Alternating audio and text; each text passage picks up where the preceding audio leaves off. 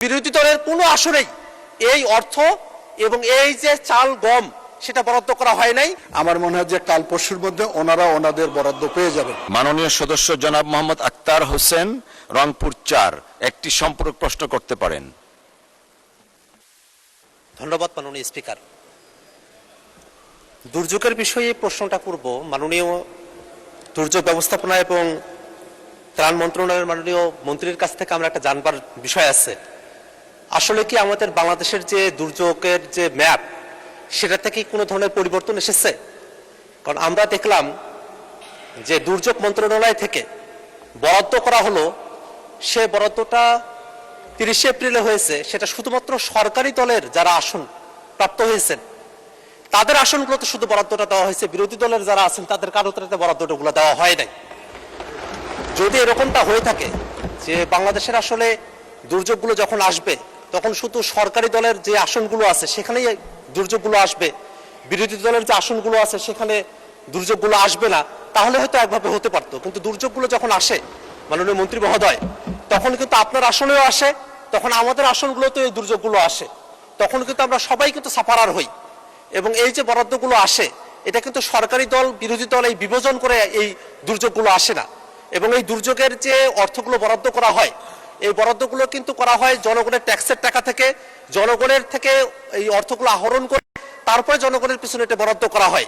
কিন্তু আমরা দেখলাম যে গত 30 এপ্রিলে যে বরাদ্দটা করা হয়েছে 85 লাখ টাকা করে এবং 90 টন করে চাল গম, সেটা শুধুমাত্র সরকারি দলের যারা এমপিরা আছেন বা সরকার দলের যে আসনগুলো আছে সেখানেই সেটা বরাদ্দ করা হয়েছে। কিন্তু বিরোধী দলের কোনো আসরেই এই অর্থ এবং এই যে চাল গম সেটা বরাদ্দ করা হয় নাই, যেটা বিরোধী দলের আসনে যেসব সাধারণ নাগরিকেরা আছেন তাদের প্রতি চূড়ান্ত বৈষম্য। এবং 24-এর পরে এরকম বৈষম্যমূলক কোনো নীতি বাংলাদেশে চলতে পারে বলে আমরা মনে করি না।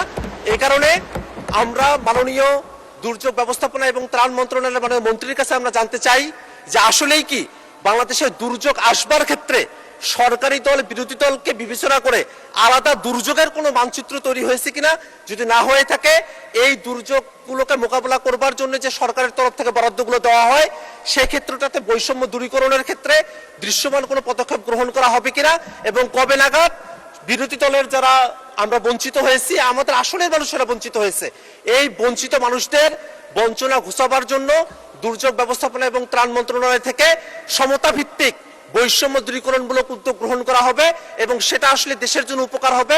সে ধরনের পদক্ষেপ কবে গ্রহণ করা হবে সেটা আমরা মাননীয় মন্ত্রীর কাছে জানতে চাই। মাননীয় সদস্য, আপনাকে ধন্যবাদ। মাননীয় মন্ত্রী, ভেরি ফান্ডামেন্টাল কোশ্চেন একটা, if it is true and fair, আপনি দয়া করে একটু উত্তর দেন, আমরা সকলেই শুনি। ধন্যবাদ আপনাকে। মাননীয় স্পিকার, আপনাকে ধন্যবাদ। মাননীয় সদস্যকে ধন্যবাদ। আমাদের মন্ত্রণালয় থেকে তো বিভিন্ন প্রকারের কার্যক্রম পরিচালিত হয়। উনি স্পেসিফিকভাবে যে কথাগুলো উত্থাপন করেছেন, দুর্যোগের নানাবিধ কার্যক্রম আমি একটু আলোচনা করেছি যে আমরা বন্যা আশ্রয় কেন্দ্র করি, ঘূর্ণিঝড় আশ্রয় কেন্দ্র করি। যখন যেখানে দুর্যোগ সংগঠিত হয় জেলা পর্যায়ে প্রত্যেকটা জেলা প্রশাসকের কাছে আমাদের বরাদ্দ দেওয়া রয়েছে জিআর ক্যাশ এবং জিআর রাইস।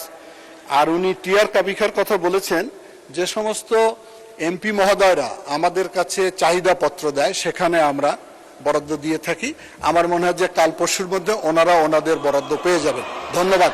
আপনারাও পেয়ে যাবেন, আপনারাও পেয়ে যাবেন। ধন্যবাদ আপনাদের।